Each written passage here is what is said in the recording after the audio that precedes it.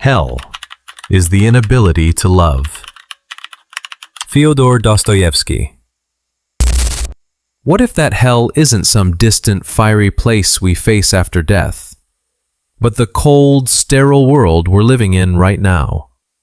A world where human connection is replaced by screens, where technology grows more advanced, while our capacity for empathy shrinks. We scroll endlessly, but rarely feel. We speak often, but rarely listen. We've become more efficient, yet somehow more alone. And maybe, just maybe, that's the exact kind of hell Dostoevsky warned us about. This wasn't just a writer obsessed with the darkness of the soul. This was a man who, through torment, prison, addiction, and near death, stared into the deepest corners of human nature and came back with terrifying truths. Truths that now seem eerily prophetic. Because what he saw wasn't just the 19th century Russian psyche, it was the future of mankind.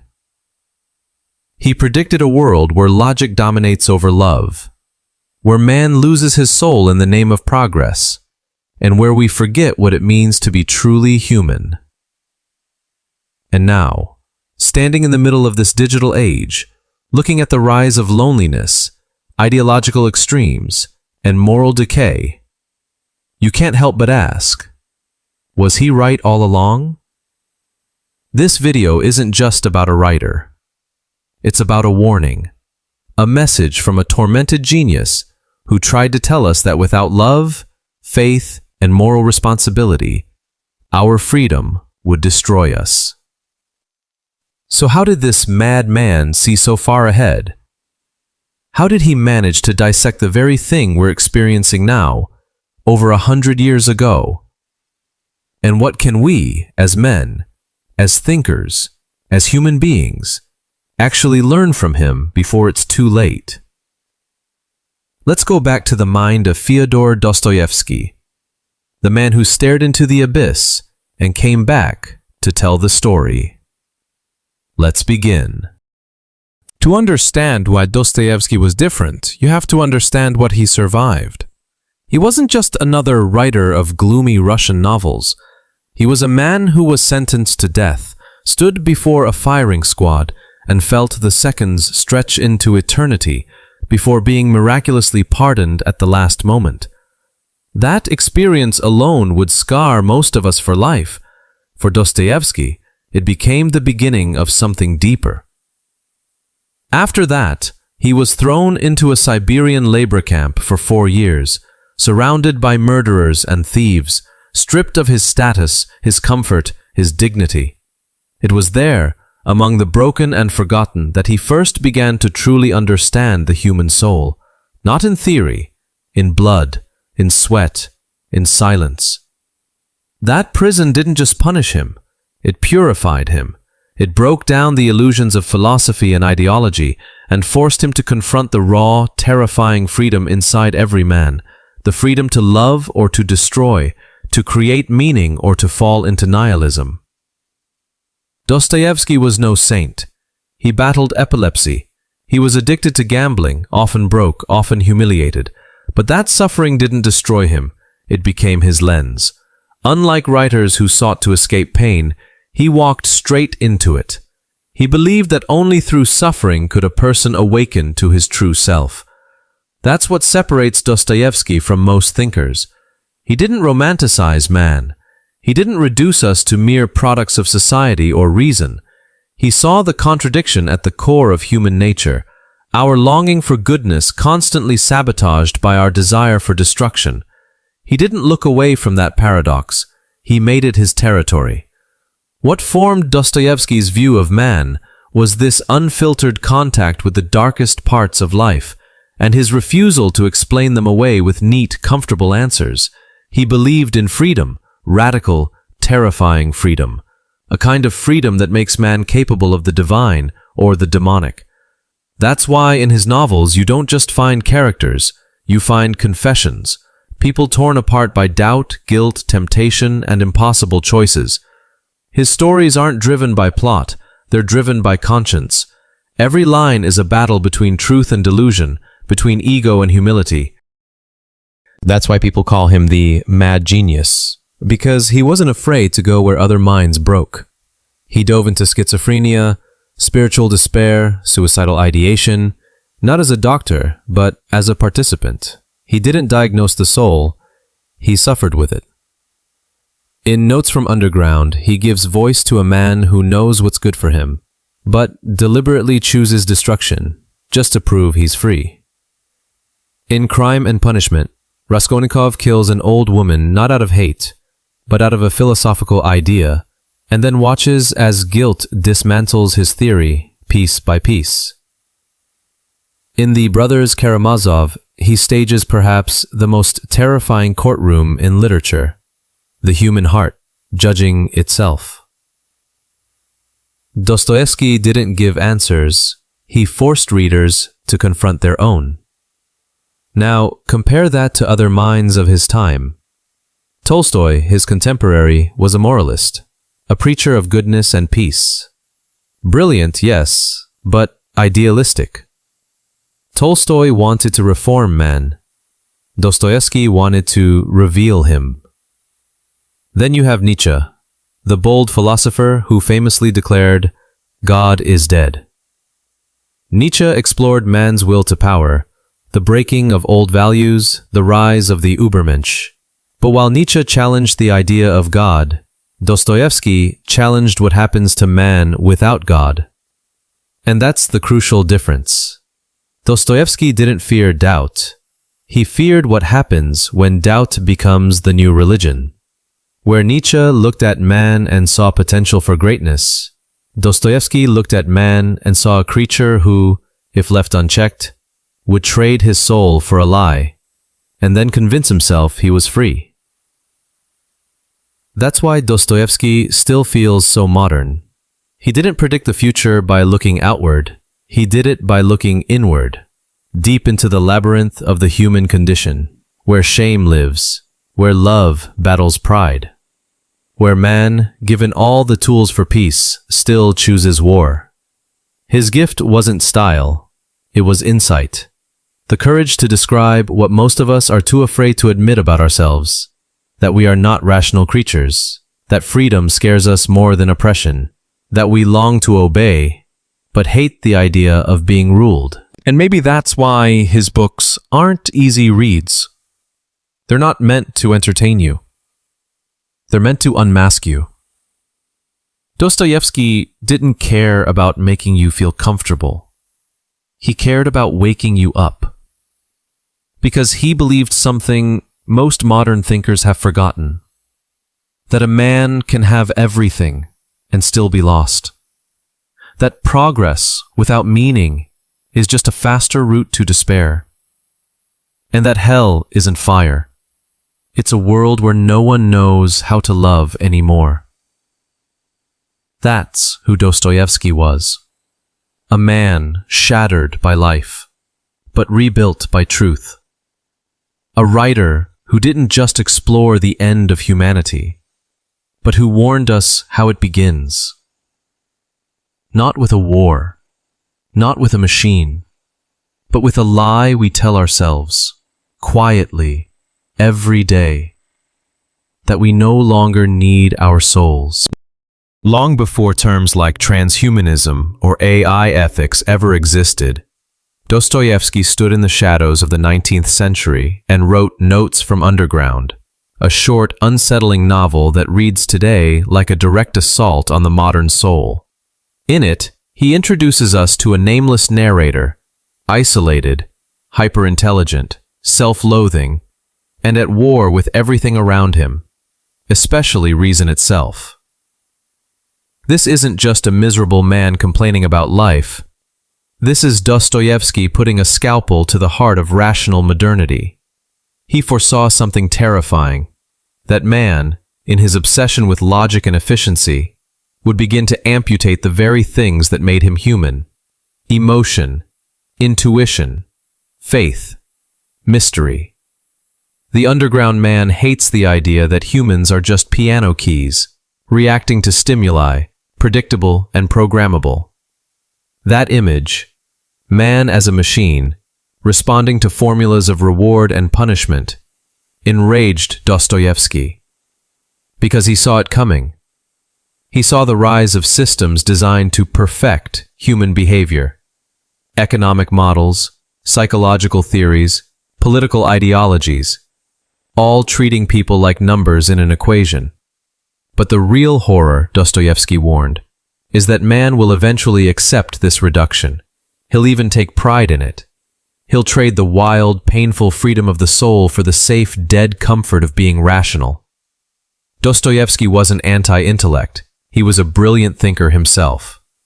What he feared was the cult of cold logic, what he called the Crystal Palace, an imaginary utopia where everything is calculated, managed, explained. In that world, there's no room for rebellion, for irrational love, for sacrifice, for mystery. And without those, what's left of us? We might be cleaner. We might be more efficient. But we are no longer alive in any meaningful sense. In Notes from Underground, the narrator famously says, "I say let the world go to hell, but I should always have my tea." That cynicism isn't laziness. It's the soul revolting against a world that has sterilized itself. Dostoevsky knew that man will always resist being turned into a statistic, even if it means destroying himself in the process. Why? Because deep down, we want to be more than logic. We want to be free, even if that freedom costs us everything. And here's where Dostoevsky's genius really cuts through. He understood that if you take away a man's spiritual hunger, he won't become peaceful. He'll become dangerous. He'll try to fill that hunger with ideology, with nationalism, with drugs, with domination, with noise. Anything to silence the haunting echo of a soul left unfed. This is where Dostoevsky's critique of false freedom becomes devastatingly relevant. He argued that modernity would eventually offer us a kind of freedom that isn't freedom at all. A freedom without meaning, without responsibility. The freedom to choose between pleasures, not purposes. In the Brothers Karamazov, through the famous parable of the Grand Inquisitor, he imagines Christ returning to earth during the Spanish Inquisition. The Inquisitor tells Christ to go away, that humanity doesn't want his kind of freedom anymore. People don't want the burden of choice. They want comfort, security, and someone to tell them what to do. It's a chilling scene because it reveals Dostoevsky's view of the future. A society that calls itself free while quietly handing over its soul in exchange for convenience. A freedom that tells us we can do whatever we want, but doesn't ask whether we should. A freedom that removes all limits, including the ones that give life depth and dignity. And look around today. Isn't that exactly what we're seeing? A world obsessed with optimization, productivity, and efficiency? Where suffering is a glitch, not a teacher. A world where human value is measured by output, where algorithms predict desire better than we understand it ourselves. Where choice is abundant, but meaning is scarce. We've achieved everything the Enlightenment dreamed of. Science, secularism, democracy, progress, and yet we're anxious, fragmented, and increasingly unsure of who we even are. Dostoevsky predicted this existential drift, not because he hated progress, but because he knew that progress without soul is just a faster path toward emptiness. His works are haunted by the question, what happens when man no longer believes in anything higher than himself? The answer he gives isn't theoretical, it's psychological, spiritual, and it's terrifying. Man collapses inward, he becomes his own god, and eventually his own executioner.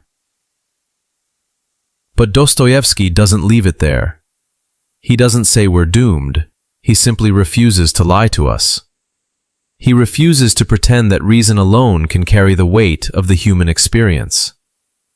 That we can build a world on facts and ignore the ache in the heart. He reminds us, through his broken, unforgettable characters, that we are not just minds. We are mysteries, torn between heaven and hell, capable of infinite compassion or infinite cruelty. And the line between those two isn't drawn by science or politics, it runs straight through the center of the human heart. That's what makes Dostoevsky not just a novelist, but a prophet. He saw what was coming. A world so obsessed with logic and data that it forgets how to pray, how to cry, how to love without a reason. And in that forgetting, something essential dies.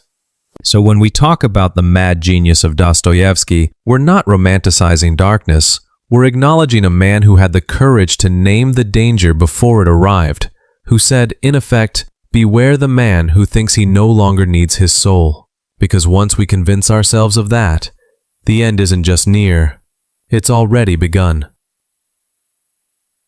If God does not exist, everything is permitted. That one line, spoken by Ivan in the Brothers Karamazov, may be the most dangerous sentence Dostoevsky ever wrote, not because it promotes chaos, but because it reveals the terrifying logic of a world stripped of moral anchors. When Dostoevsky wrote those words, he wasn't speculating about a distant possibility. He was diagnosing a sickness already taking root in the heart of modernity. He saw that as the belief in God faded, not just in a religious sense, but in the existential, metaphysical sense of a higher purpose, something else would rush in to take its place. Not liberation, but ideology. Not reason, but fanaticism. Because man, Dostoevsky believed, cannot live without meaning. We are not built for a universe where morality is just preference and good and evil are outdated myths. So when the idea of God dies, man doesn't become free, he becomes desperate, and that desperation can turn him into a tyrant. Dostoevsky saw the roots of this before Hitler, before Stalin, before the gulags or the concentration camps. And he warned us through fiction, because fiction was the only way to tell such a terrifying truth without people turning away. In Demons, sometimes translated as The Possessed, Dostoevsky imagines a group of radical intellectuals trying to remake society through nihilism.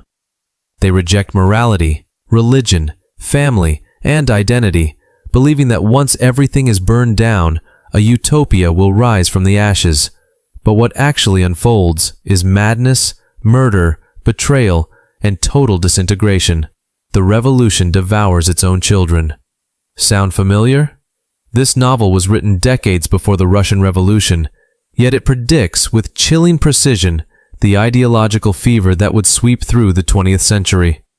Dostoevsky saw what happens when politics replaces faith, when utopia is promised without a moral foundation, when people believe they can engineer virtue without addressing the human heart. He saw how dangerous ideas become when they detach from the sacred, and how easily the dream of equality can become a nightmare of control. And the horror isn't just in mass violence. It's in what comes before. The slow erosion of moral language, the soft whisper that there is no right or wrong, only power, only desire. Dostoevsky's characters often spiral into existential dread the moment they lose a higher reference point. Without it, conscience becomes optional. Justice becomes subjective. Life becomes transactional. And here, Dostoevsky wasn't just predicting regimes. He was predicting a mindset, a way of thinking that says, why not? If it benefits me, if it feels good, if it advances my goals, why not? That question echoes today not only in politics or philosophy, but in everyday life. In the way we consume, discard, compete. In the way entertainment normalizes violence and detachment. In the rise of influencer culture that thrives on appearance and performance, not integrity or sacrifice. We've created a society where morality is fluid, where the only sin is to offend, and the only virtue is self-expression. But Dostoevsky saw the hidden cost of this moral drift. When everything is permitted, nothing is sacred. And when nothing is sacred, human beings become disposable. He also understood the unique pain of the modern person, not physical suffering, but spiritual disorientation, a kind of inner weightlessness. You can see it in his characters, like Ivan, who intellectually dismantles the idea of divine justice only to fall into despair and madness, or Raskolnikov, who kills based on a theory only to find himself haunted by something theory can't explain: guilt. Dostoevsky understood that the soul has its own laws, and we break them at our peril. He foresaw the rise of ideologies that promised heaven on earth and delivered hell. Whether it's communism, fascism, or today's digital tribalism, the pattern is the same: deny the soul, replace it with a system, crush the individual, and call it progress. But here's the real weight of Dostoevsky's prophecy. It wasn't just political. It was personal. He didn't just warn us about dictators and revolutions. He warned us about ourselves. About what happens when we live as if there is no final accountability. When we cheat a little, lie a little, betray a little, and justify it all in the name of survival or freedom, or what everyone else is doing. He warned us about the quiet, slow death of conscience in a world obsessed with pleasure and performance. And in doing so, he saw us, the modern human, overstimulated but undernourished, connected to everything but anchored to nothing, surrounded by information but starving for wisdom, living in the most advanced era in history yet plagued by anxiety, addiction, and a quiet ache that no product or ideology can fix. And maybe that's what makes Dostoevsky's warning so relevant now. Because while the 20th century gave us the brutal proof of what happens when moral truth is abandoned on a national scale, the 21st century is showing us what happens when that abandonment goes internal. When the crisis is not just out there, but in here, in the hearts of men and women drifting without direction. We no longer build gulags. We build lives of quiet desperation, masking it with productivity, filtered smiles, and shallow pleasures. But the symptoms are showing: rising depression, identity confusion, the collapse of trust, the worship of self. Dostoevsky saw all of this, not as a sociologist, but as a soul doctor. And his diagnosis still holds. Without a sacred horizon, man will either numb himself or destroy himself. That's why "if God does not exist, everything is permitted" is not a theological argument. It's a warning about the soul's structure. Dostoevsky wasn't saying that atheists are immoral. He was saying that without some kind of transcendent grounding, call it God, conscience, moral law, or truth, we will eventually justify anything. And history proved him right. Ideologies that rejected religion didn't bring peace. They brought terror. And now, in our secular age, we see a new kind of moral confusion, where people crave justice but can't agree on what it means, where everyone is shouting, but no one knows what they're listening for, where values are chosen like outfits, and commitment is mocked as weakness. Dostoevsky didn't just warn us about this. He felt it coming, and he challenged us not to escape it, but to confront it. So the real question his work leaves us with is this: what holds you together when nothing is forbidden? When the rules are gone? When the gods are silent? When society says, do what you want? What keeps you human? For Dostoevsky, the answer was not found in systems, politics, or even perfect knowledge. It was found in a man nailed to a cross, in love that suffers, redeems, and refuses to abandon even the worst of us. You don't have to be religious to hear that, but you do have to be honest, brutally honest, about what's happening around us, and more importantly, within us. Because if you really look, you'll see what Dostoevsky saw, that the death of God isn't followed by liberation. It's followed by a slow, quiet collapse, a world where everything is permitted and nothing matters. So what do we actually learn from Dostoevsky? Beyond the darkness, beyond the suffering and chaos and philosophical depth, what does this tormented genius leave us with that's practical, something we can live? First, don't be just a thinking machine. Don't reduce your life to logic, outcomes, algorithms, and surface-level decisions. Dostoevsky reminds us that the soul is real, even if you can't measure it. That we are not made just to analyze or produce, but to feel, to break, to love, to heal. Your mind might build your career, but it's your soul that keeps you human. And in a world that constantly tells you to optimize, to get ahead, to stay productive, Dostoevsky invites you to pause, to suffer consciously, to love irrationally, to choose something messy and real over something efficient and empty. Because without the soul, all you're left with is data. And data doesn't hug you when you're lost at 2 a.m. Second, own your freedom.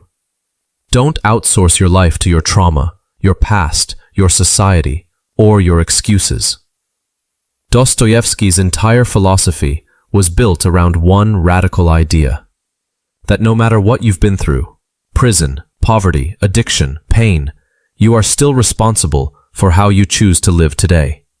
In his novels, the strongest characters are never the ones with perfect circumstances. They're the ones who fall, crash, and still find a way to rise with honesty. Raskolnikov wasn't redeemed through intellect. He was redeemed by suffering, by love, by facing what he'd become and choosing to take the weight of it on his own shoulders. That's real freedom. Not doing whatever you want, but standing in the wreckage of your life and saying, "This is mine, and I'll build something from it." Dostoevsky never believed in victimhood. He believed in redemption. But redemption isn't handed to you. It's chosen. One painful, humble decision at a time. Third, stop running from yourself. We live in a time of escape from boredom, from silence, from our own thoughts. We scroll to avoid pain, work to avoid reflection, and entertain ourselves to death just so we don't have to sit quietly and ask, "Who am I really?" But Dostoevsky demands that you face yourself, not your image, not your role, not your curated online version. You. The part of you that lies, that envies, that doubts. The part that wants to do good, but fails. The part that's afraid of being known. In his books, characters aren't punished for being broken. They're punished for pretending they're not. He believed that salvation starts with confession, not to a priest, but to your own soul. The moment you stop blaming, posturing, running, and you start telling the truth, even if that truth is ugly, even if it breaks you, because there's power in that kind of raw honesty, the kind that says, "Yes, I've failed, but I won't lie about it anymore." And finally, return to what's real, what's sacred, what lasts. Not trends, not clicks, not status. Dostoevsky, despite all the darkness he explored, ends most of his great works with light, with love. Not romantic love, but sacrificial love, the kind that carries weight, the kind that costs you something. He believed in redemption through compassion. In The Idiot, Prince Mishkin isn't wise or strategic. He's kind, and his kindness disrupts the cruelty around him like a shockwave. In Crime and Punishment, It's not philosophy that saves Raskolnikov. It's Sonia, a poor, broken girl who chooses to stand by him in his shame. In the Brothers Karamazov, it's Alyosha, the gentle brother, who plants the seeds of hope in the darkest soil. Dostoevsky didn't preach moral superiority. He showed that love, humility, and mercy are revolutionary forces in a world addicted to pride and self-interest. He calls us back to what our culture forgets, that being strong doesn't mean being hard, that real masculinity isn't about domination, it's about the courage to love when it hurts, to forgive when it's not deserved, to believe in someone who doesn't believe in themselves. So, what can we take away from Dostoevsky? This. You are not a cog in a machine. You are not a walking algorithm. You are not your worst sin or your biggest failure. You are a soul, capable of light or darkness, and every moment, you are choosing. Don't numb that reality.